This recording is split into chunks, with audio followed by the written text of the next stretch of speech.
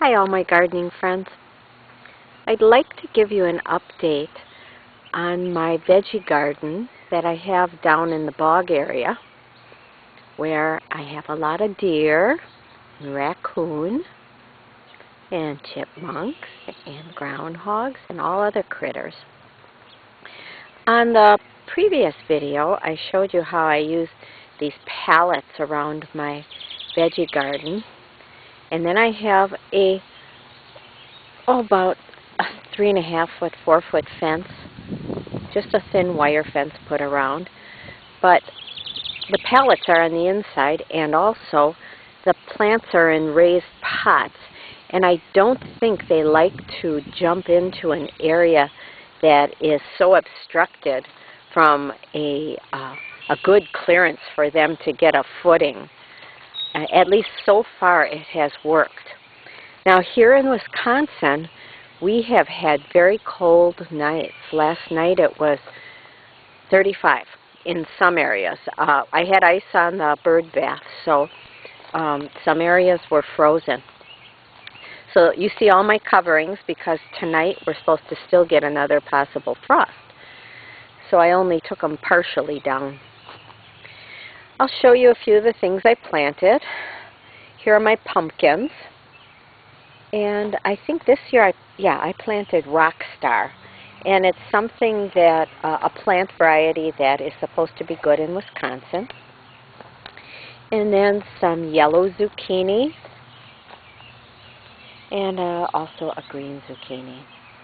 Now our old fire pit has some holes in it, and I have to add a few more, and then I'm going to plant my lettuces, my later growing lettuces in here because it gets part shade, and I can move this around where it can be shadier for the summer.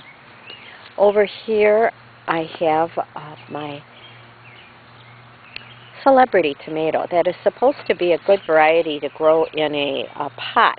Now my experiment down here is that I sink the pots into this very loamy bog area. There isn't standing water here, but it is moist. And I'm hoping with the holes in the bottom of that, the pots that I sink, that it takes up the nutrients. Now with these peas, I have not watered them except for the initial planting. And my idea is that they stay continually moist in this bog area and sop up the nutrients. Now, if the nutrients are right, I don't know if it's the right combination. We'll see when they start bearing their fruit. If it's too high in nitrogen, then I'll get a lot of leaves and no peas. So time will tell. But I don't plan on watering this. I also have some cucumbers in here. I have Soyo Japanese and Telegraph, I believe. The same long ones I planted last year. Also, those zucchini pots I showed you are sunk in the ground. And a lot of bark. There's about 4 inches of bark here, maybe even more.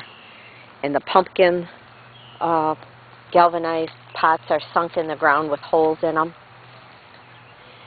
These are some more beans. I don't even know if you can see them. It's kind of dark. And I could lift that and let it get more light. It got light in the morning from this other side, but I wanted it to be easier to cover tonight because I'm kind of gimping around here. I have sweet peas that I haven't potted up yet, and some annuals of Love in the Mist and what is that other one I planted? An annual. Love in the Mist. Love in the Mist. Oh, Verbena, Buenos Aires. It's supposed to be a good butterfly plant and a self-seeder, so I don't have to seed it next year. It'll seed itself. Something new under this bird cage here I'm trying is celery. Now, celery, I read, is supposed to want to stay continually moist. So I'm hoping this bog area works real good. It's been in about a week, and it has grown, and it has gotten watered from rain. but it'll have to be covered up tonight. And then a new one called Malabar spinach, and I think John from Growing His Greens is the one that motivated me to try it.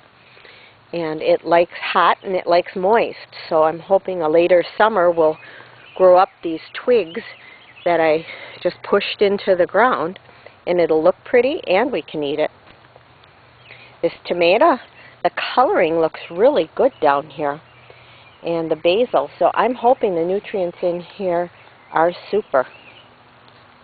I have a few tropicals that I use as annuals in the garden that need to be cut back and potted up. But I and I have a pencil cactus in there too.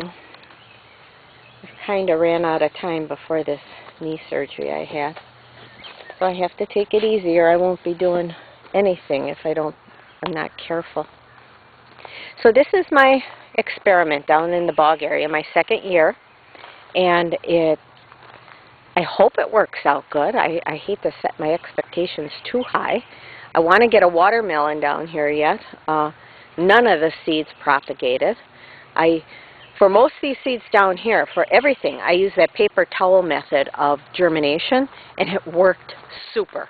Then after it germinated and got its little tail, I went and I put it in a 4-inch pot and then grew it in the